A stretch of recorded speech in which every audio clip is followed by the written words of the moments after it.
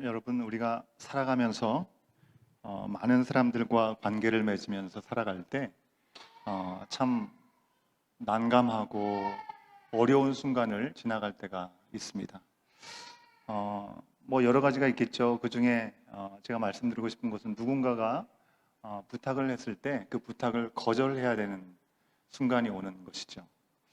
참 여러분, 거절이 쉽지가 않습니다. 그죠? 그래서 그런지 죄책감 없이 거절하는 용기라는 책을 쓴 미국의 심리학자 마누엘 스미스는 이렇게 얘기했습니다. 사람이 타인의 비판과 비난에 대한 두려움 때문에 거절하지 못한다. People are unable to say no due to fear of criticism and condemnation from others. 이런 말을 그 책에서 했습니다. 여러분, 거절하지를 못하는 것은 자기 자신이나 혹은 부모님 혹은 친구들에게 거절을 당했던 경험이 있을 때 그 기억이 좋지 않기 때문에 내가 누군가에게 거절하게 되었을 때 그 아픔을 또 겪게 되지 않을까라는 부담스러움 때문에 하지 못하는 것이죠. 또 누군가의 요구를 거절하는 것을 무례하게 생각하게 되는 어떤 사회적인 문화, 어떤 분위기가 있을 때 그 부분들을 우리가 쉽게 거절하기가 힘들다고 하는 것입니다. 여러분, 실제로 우리가 누군가에게 거절을 당할 때 거절한 것 때문에 내가 그래도 난 괜찮아 하지만 유쾌한 사람은 아마 없을 것입니다. 마음에 불편함이 있죠. 그런 경험을 토대로 해서 친한 사람은 친한 사람이기 때문에 거절하기 힘들고 좀 친하지 않은 사람은 친하지 않기 때문에 또 거절하기 힘들고 모르는 사람은 모르니까 뭐 거절해도 되지라고 생각할 수 있을지 모르겠지만 오히려 더욱더 거절하기가 힘든 그런 부분들이 있는 것 같습니다. 하지만 우리가 살아가면서 모든 것에 대해서 우리가 예스라고 말하는 것이 사실 우리의 삶을 더 힘들게 만들 수 있다고 하는 것이죠. 캠브리지 영어 사전에 보면 people pleasure라고 하는 표현이 나오는데요. 스크린샷 캡처해서 여러분에게 보여드리고 있죠. 다른 사람이 자신을 좋아하는지 늘 관심을 기울이면서 남들의 인정을 바라는 사람, 그 사람이 바로 people pleasure라고 사전적인 정의를 내놓고 있습니다.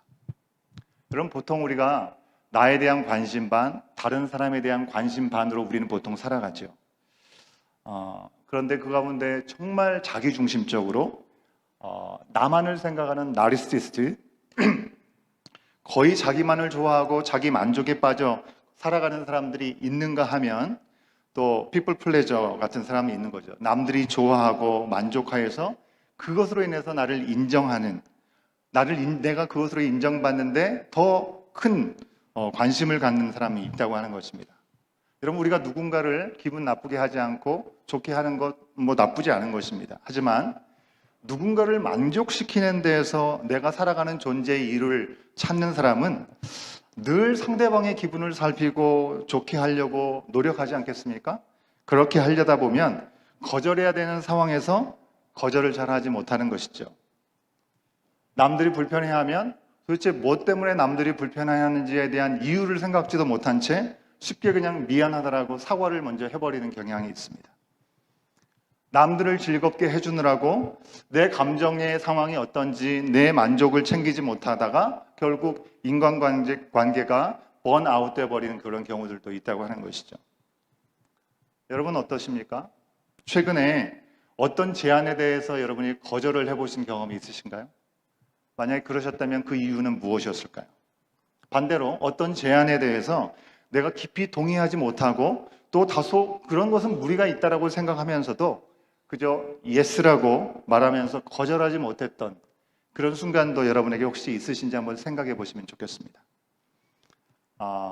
오늘 말씀과 관련된 첫 번째 적용 질문이 이것입니다. 그래서 어떤 제안에 대해서 어쩔 수 없이 거절하지 못했던 적이 여러분들에게 있으십니까? 왜 그러셨습니까?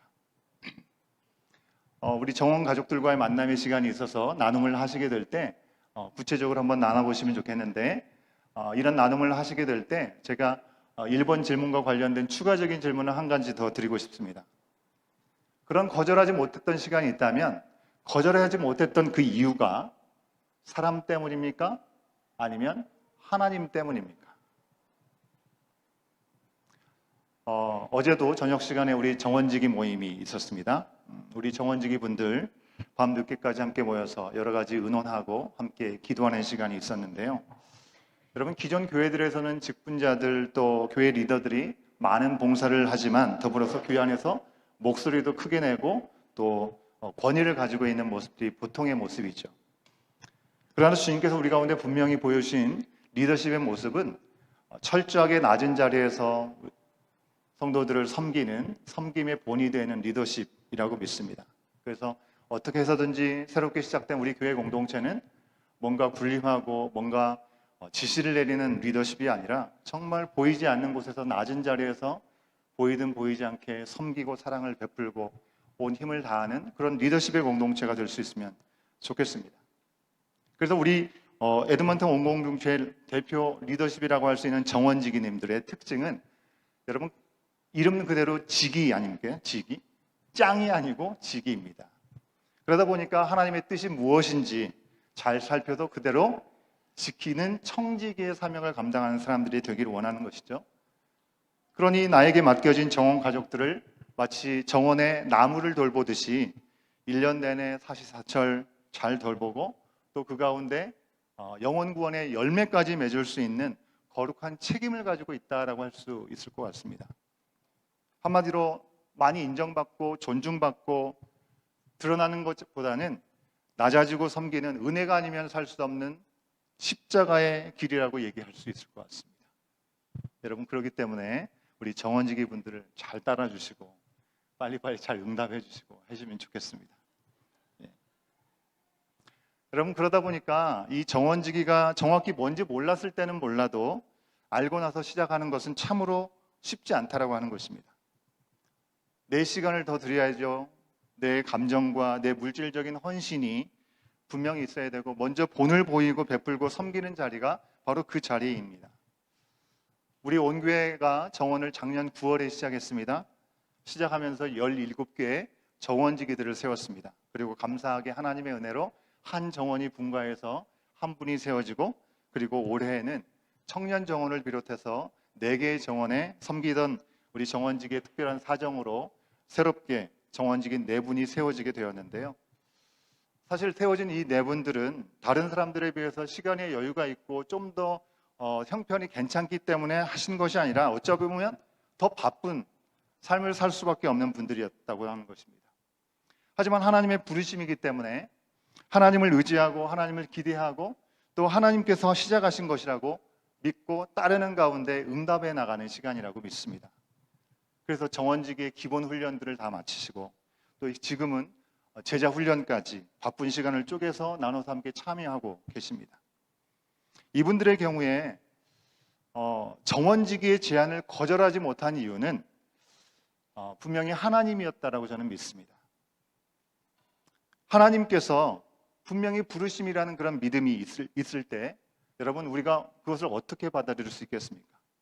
당사자도 목사인 저도 우리 공동체의 누구도 하나님께서 나를 인도해 주고 계시구나, 하나님께서 이렇게 이끌어 주시는구나 라고 우리가 말씀하시고 또 알게 하실 때 거기에 우리가 어떻게 반기를 들을 수 있겠냐고 하는 것입니다. 아무리 바쁘고 상황이 어렵고 안 되어도 하나님의 완전한 계획 가운데 그분의 인도하심 가운데 그 길을 향해 나갔을 때 하나님께서 주시는 그 놀라운 일들을 기대하면서 우리는 응답할 수밖에 없는 것이죠. 여러분, 이처럼 거절하지 못한 이유가 하나님께 있다고 한다면 그것은 당장에 과연 이게 가능할까? 어려운 마음이 들어도 좋은 예스가 될 수 있을 것입니다. 하지만 우리가 살다 보면 하나님 때문에 내 힘과 생각에는 불가능하지만 믿음으로 하는 그 예스 말고 사람이 두려워서 어쩔 수 없이 하는 그런 예스가 있다는 것이죠. 심지어 그 일에 동의하는 그 일에 허락되는 일에 동의하는 게 아니고 하나님께서 기뻐하시는 것이 아니라고 생각이 됨에도 불구하고 내가 노라고 거절했을 때 상대방이 나에게 화를 내면 어떨까? 나에게 서운해할까? 나를 해코지하지는 않을까? 그런 마음 때문에 어쩔 수 없이 예스라고 하는 그런 경우들이 있을 수 있다는 것이죠. 그런데 이 어쩔 수 없다라는 것에 좀 그런 마음이 듭니다. 여러분, 어쩔 수 없다라는 말에 숨어 있는 주어가 무엇이겠습니까? 하나님도 어쩔 수 없다 이겠습니까? 그건 아니잖아요. 그죠? 내가 어쩔 수 없다. 나로서는 어쩔 수 없다. 인 것이죠. 어쩔 수 없다라의 그 말의 주어가 결코 하나님이 될 수 없고 내가 주어가 되기 때문에 거기에 문제가 있는 것입니다. 우리가 어쩔 수 없다라고 생각하면서 거절하지 못하는 일들 모두가 하나님을 배제한 채로 우리 자신의 상황과 우리 자신의 능력과 처지와 한계 그것만 고려하고 있기 때문에 문제가 되는 것입니다. 그러할 때 그 자리에 응답하지 못할 때 주님께서 우리 가운데 원하시는 예비하신 그 은혜를 누리지 못하고 그만큼 성장하지 못하는 아쉬움이 생기게 되는 것이죠. 여러분 오늘 말씀에서 우리는 아람 왕이라고 하는 이 왕이 제안하는 것을 어쩔 수 없이 받아들였던 그랬다가 더 지나친 요구를 받고 더 난감해진 이 북이스라엘의 아합 왕의 모습을 우리가 만날 수 있다는 것입니다. 지난주일의 말씀의 본문에서 나왔던 것처럼 여러분 아합 왕은 북이스라엘 가운데 가장 악한 왕이었습니다. 여로보암으로부터 시작된 이 북이스라엘의 우상숭배, 불순종은 아합의 아버지였던 오므리 왕 때 정점에 치달아 오르게 되고요. 악의 수치를 나타내는 그래프가 만약에 있다고 한다면 최악을 향해서 달려가는 그런 모습이 바로 아합 왕 때였다라고 말씀드릴 수 있는 것이죠. 왜요? 오므리 왕 때 아들 아합을 이 시돈의 왕 엣바알의 딸인 이세벨과 정략 결혼을 시켰습니다. 그것이 큰 문제였습니다. 오므리는 정치적으로 시돈과 동맹을 맺어가지고 곤고히 하기 위해서 정략 결혼을 하게 시켰는데요. 실제로 북이스라엘의 정치와 군사적으로는 역사적으로 가장 강력한 체제를 구축할 수 있게 되었지만 그 일 때문에 이스라엘은 우상숭배가 극을 향해 달려갈 수밖에 없었습니다. 여러분 얼마나 악했으면 하나님께서 극단의 조치를 정말 내가 살아있는 하나님이다라는 것을 보여주실 정도로 행동을 개시하셨겠냐고 하는 겁니다. 여러분 우리가 엘리야가 갈멜산에서의 놀라운 850대 일의 기적의 일들을 바라보면서 하나님께서 우리의 삶에 매 순간 그런 기적적이고 살아계신 하나님이심을 보여주시면 얼마나 좋을까, 얼마나 신앙생활이 신이 날까라고 생각을 하잖아요. 그죠? 근데 보통 그렇게 잘 하시지 않으세요.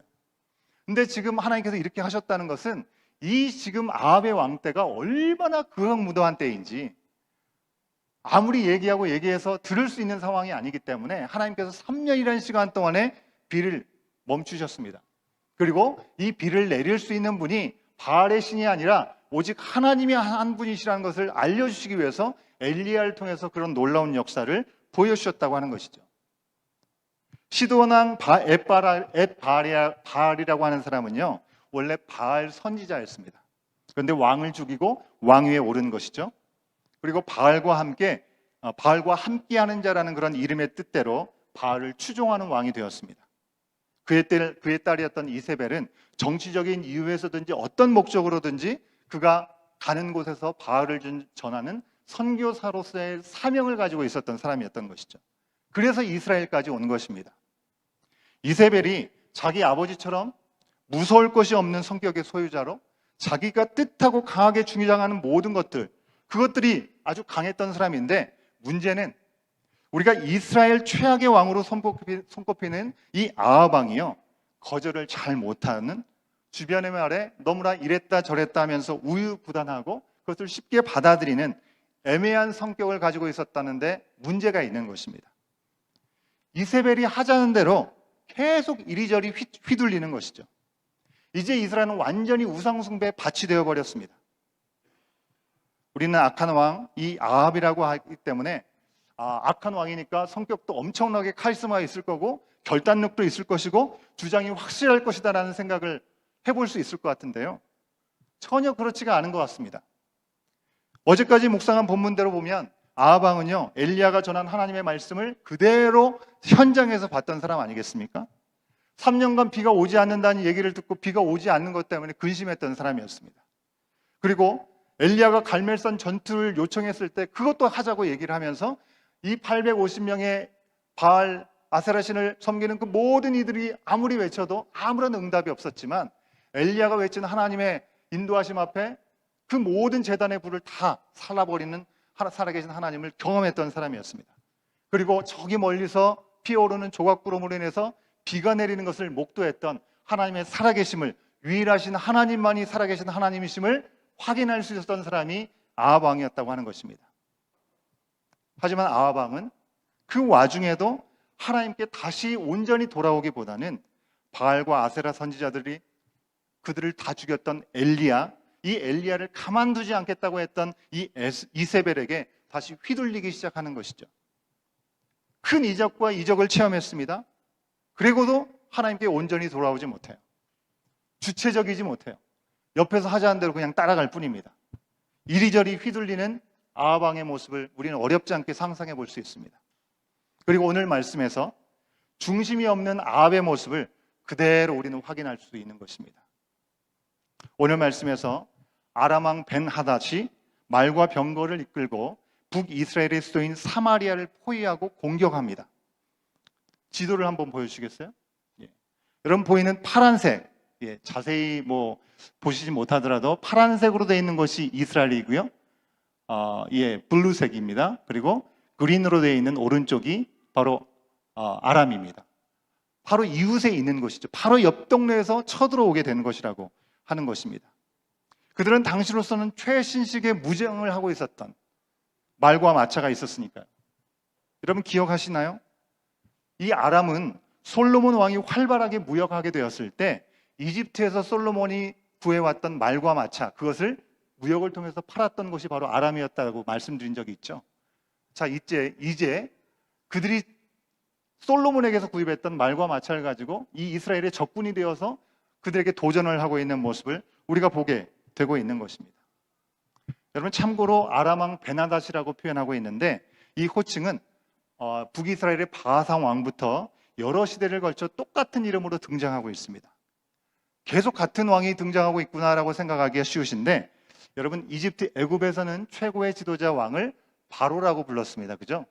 그리고 로마에서는 시저라고 불렀잖아요. 그와 마찬가지로 여기에서는 베나닷이라고 그렇게 이야기를 한 것입니다. 태양신의 아들이라는 이름의 뜻을 갖고 있는 건데 이름이 아니라 왕에게 붙여진 호칭이었다라고 알고 계시면 좋을 것 같습니다. 이 베나닷이 아방 시절에 사마리아를 이미 포위하고 그리고 공격하면서 성 안에 있는 아합 왕에게 이야기를 합니다. 너무나 자신 있게 얘기합니다. 뭐라고요? 네가 가진 은과 금 내 거고 네 아내들과 네 아들 가운데 아름다운 거 택할 만한 거 다 내 거야. 그렇게 이야기를 한 것입니다. 얼마나 굴욕적인 그런 사건입니까? 한나라 왕한테 네가 가지고 있는 보물이건 가족이건 내가 원하는 것은 다 내가 가질 거야. 말도 안 되는 얘기죠. 이런 굴욕적인 요청에 대해서 아합은 과연 뭐라고 대답을 할까요? 어찌 감히 이런 얘기를 할 수 있느냐라고 대노를 해야 되는 것이 맞을 것 같은데 뭐라고 했는지 확인해 볼까요? 20장 4절에 있는 말씀입니다. 같이 한번 확인해 봅니다. 시작. 이스라엘의 왕이 대답하여 말하기를 내 주 왕이여 왕의 말씀같이 나와 내 것은 다 왕의 것이니이다 하였더니 내 주 왕이여 My Lord the King 이라고 얘기했다는 것입니다. 한 나라 왕이 포위를 당했다고 아람 왕에게 내 주 왕이라고 말하는 것 여러분 얼마나 찌질한 왕인지 우리가 생각할 수 있죠. 그는 감히 선민인 이스라엘 백성들을 쳐들어온 이방 왕에게 내 주 왕이라고 얘기를 했습니다. 그리고 그가 말한 대로 내 자신과 내 자신에게 속한 모든 것은 다 당신 것입니다 라고까지 얘기를 했다는 것입니다. 찬양 가사도 아니고 어떻게 이런 얘기를 할 수 있냐고 하는 것입니다. 우리가 생각해 보면 포위를 당했으니까 어떻게든지 이 위기를 모면해 보려고 했을지 모르겠다라고 생각할지 모르겠습니다. 하지만 하나님이 다스림을 받는 왕이신 여호와 하나님의 백성으로서의 다스리는 왕이라고 한다면 해서는 안 되는 치욕적인 답을 주고 있는 것입니다. 그가 하나님보다 사람을 두려워하고 있다는 사실을 우리 가운데 그대로 보여주고 있는 대목이 아니겠습니까? 납작 숙이고 들어가서 그 앞에 서는 아람 왕은 보면서 아이고 그래도 겸손하네, 그래 내 종아 하면서 너가 겸손하게 그렇게 무릎 꿇고 오니까 내가 잘 받아줄게라고 그렇게 했을까요? 여러분? 그러지 않았습니다. 아람 왕은 이방 왕입니다. 우리 하나님처럼 사랑이 많은 왕이 아니라고 하는 것입니다. 그는 여호와 하나님을 두려워하지도 않고 자기 탐욕을 위해서 어떻게든지 힘을 키워서 정복하려고 했던 사람이라고 하는 것이죠. 그의 목적은 그저 이스라엘을 정복하고 자기 밑에 두는 것, 그거 외에 없는 것입니다. 아람 왕은 납작 엎드렸던 이 아합의 손을 잡고 일으켜준 것이 아니라 그냥 발로 짓밟아 버리는 것이죠. 그렇게 말하는 것입니다. 뭐라고요? 네 것이 내 것이라고? 오, 그래. 그러면 내가 내일 다시 와서 다 가져올게. 네 집에 있는 은과 금, 네 아내들, 자식들, 그리고 네 신하들의 집도 다 들러가지고 다 뒤져보고 마음에 드는 것 다 내 신하들이 다 가져올 거야. 그렇게까지 얘기했다는 것입니다. 얼마나 무례하고 잔인한 말입니까? 그런데 아합은 거절하지 못해요. 왜 거절하지 못했을까요?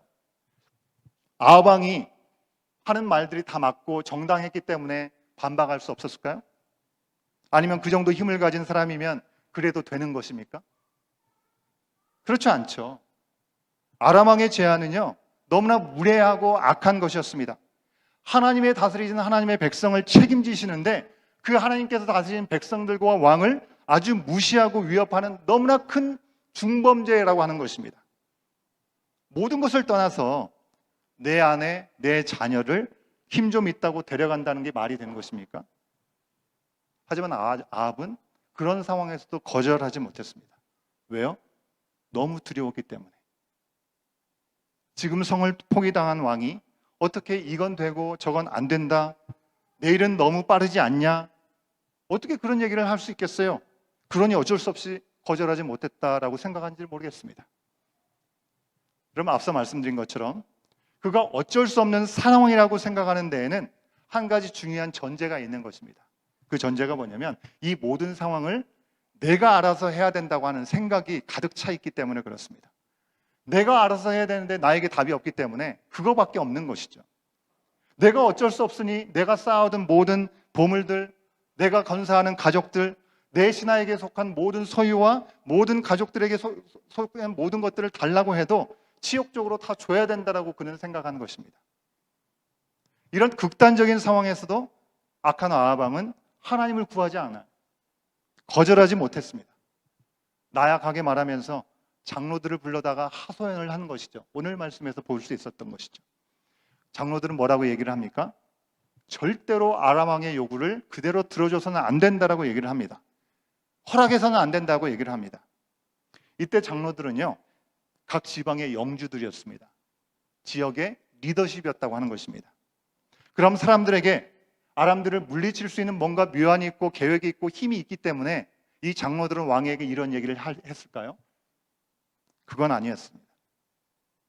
다른 믿는 구석이 있어서가 아니라 하나님의 백성인 그들은 이방인과 통혼해서는 안 된다는 분명한 하나님의 인도하심을 기억하고 있었던 것이고, 하나님과 하나님의 백성을 모욕하는 사람에게 힘이 없다라고 굴복하는 것이 맞지 않다라고 그들은 적어도 분명하게 그 기준을 알고 있었던 것이죠.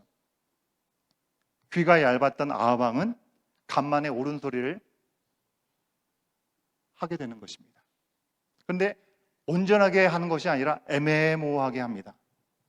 절대 듣지 말고 허락하지 말라는 장로들의 말대로라면 베나닷 앞에 가서 절대로 NO라고 하는 것이 맞는 거겠죠? 그런데 이렇게 얘기를 해요. 첫 번째는 yes. 예, 제가 처음에 제에게 속한 거, 가족에 속한 것은 다 당신의 것이라고 얘기했으니까 그것은 yes입니다. 하지만 두 번째는 no. 장로들이 얘기했으니까 내 보물과 가족들은 다 가져도 되지만 내일 와서 갑자기 원하는 대로 다 가져가는 것, 그건 안 됩니다. 내 신하들의 물건과 가족들을 건드리는 것, 그것은 안 됩니다. 여러분, 이것이 무엇입니까? 끝까지 참 볼품없고 참 찌질한 아합의 결단의 모습이 아닌가 생각합니다.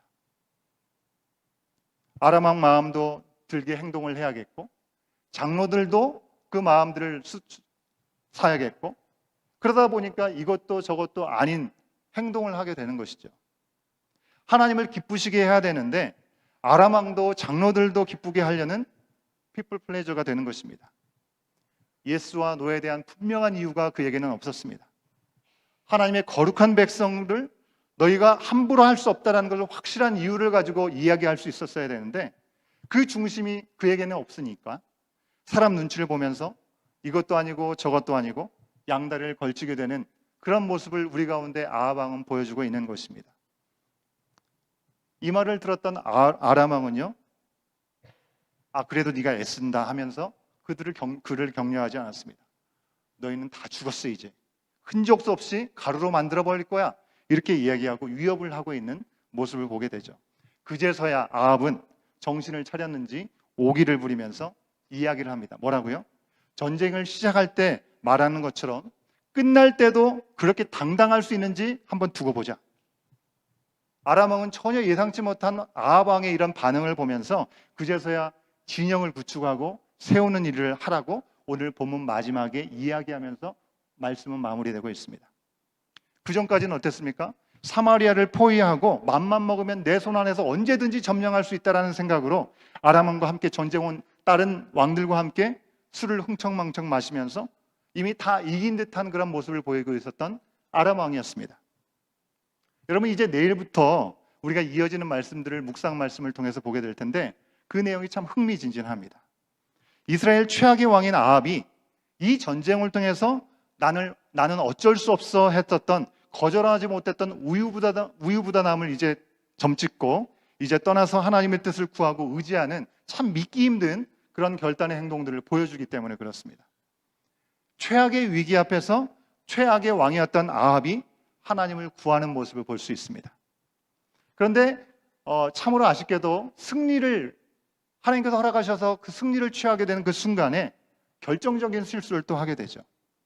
굴욕적인 도발에 대해서 놓여야 될 때 예스라고 말했던 그가 문제가 해결되자마자 노라고 해야 될 때 예스라고 말하면서 다 잡았던 아람 왕을 잡아 죽였어야 되는데 죽이지 않습니다. 대실수를 저지릅니다. 마치 솔로몬 때 말과 병거를 다 보냈던 것처럼 아합 왕은요, 또다시 전쟁의 씨앗을 그대로 남겨둡니다. 아람 왕을 죽였어야 됩니다. 하지만 그에게 큰 선정을 베푸는 것처럼 살려두고 죄악까지 맺게 되는 것이죠. 그 일로 인해서 아합 왕이 죽게 되고 그리고 아람 왕이 살게 된다라는 그런 비통한 말씀을 듣게 되는 것입니다. 이후에 다시 하나님이 아닌 아내 이세벨의 말대로 불의한 일들을 계속해서 쫓아가는 모습을 우리는 또 보게 되는 것입니다. 여러분, 아합은 이처럼 사람과 사람과의 관계 안에서 사람과 하나님 사이를 오가면서 중심 없는 왕이 되어서 이스라엘의 영적인 상태를 아주 역대 최악의 상태로 만들어버리고 말았다는 것입니다. 그냥 눈에 보기에는 군사적으로, 경제적으로, 정치적으로 안정된 모습이 있었을지는 모르겠습니다. 하지만 성경은 그 아합 왕에 대해서 이렇게 기억하고 있습니다. 열왕기상 21장 25절에 있는 말씀입니다. 같이 한번 확인해 봅니다. 시작. 예로부터 아합과 같이 그 자신을 팔아 여호와 앞에서 악을 행한 자가 없음은 그를 그의 아내 이세벨이 충동하였음이라. 아내의 말을 듣느라 자기 목숨 걸고 악을 행했다라고 기록하고 있습니다. 사랑하는 여러분, 너무나도 악하고 어두운 시대의 한복판을 살아가고 있는 오늘날입니다. 전염병과 홍수와 지진과 산불과 기근과 전쟁과 이 불안 가운데 어떻게 될지 모르는 불안정한 상황, 수많은 범죄들, 내일은 또 어떤 나쁜 소식이 우리 가운데 있을지 우리는 알 수가 없습니다. 그러나 여러분, 두려워하지 마십시오. 이럴 때일수록 우리가 눈을 위로 들어 우리 주님을 바라봐야 될 줄로 믿습니다. 삶의 매 순간에 세상이 우리에게 요구하는 것이 정말 말도 안 되는 것들이어서 그럼에도 내가 어쩔 수 없어 라고 말하고 예스하고 싶은 순간이 온다 할지라도 노하고 거절할 수 있기를 간절히 소원합니다. 또한 주님의 말씀대로 아무리 불가능해 보여도 하나님이 우리 가운데 말씀하시기 때문에 나는 어쩔 수 없지만 하나님께 길이 있다라는 믿음 가운데 믿고 예스라고 외칠 수 있는 우리 모두가 될 수 있기를 주 이름으로 축원합니다. 아무리 막막하고 어두운 시대에서도 전능하신 하나님께서 여전히 당신의 일을 하고 계신 줄 믿습니다. 세상과 사람을 두려워할 것이 아니라 하나님을 경외하고 더욱 의지하는 마음들이 어느 때보다도 가장 절실하고 필요한 것이 오늘 우리들의 필요한 모습이라고 하는 것입니다. 찬양팀은 앞으로 나오시면 좋겠습니다. 여러분, 주님께서 이 땅에 오셔서 수많은 말씀을 하셨지만 오늘 이 시간 우리 가운데 기억할 수 있는 너무 중요한 말씀 한마디 해주셨습니다. 마가복음 9장 23절의 말씀을 우리가 다 같이 읽고 외치면서 우리 하나님 앞에 우리의 믿음을 드리면서 함께 찬양으로 고백할 수 있기를 원합니다. 자리에서 다 같이 한번 일어서시겠습니까?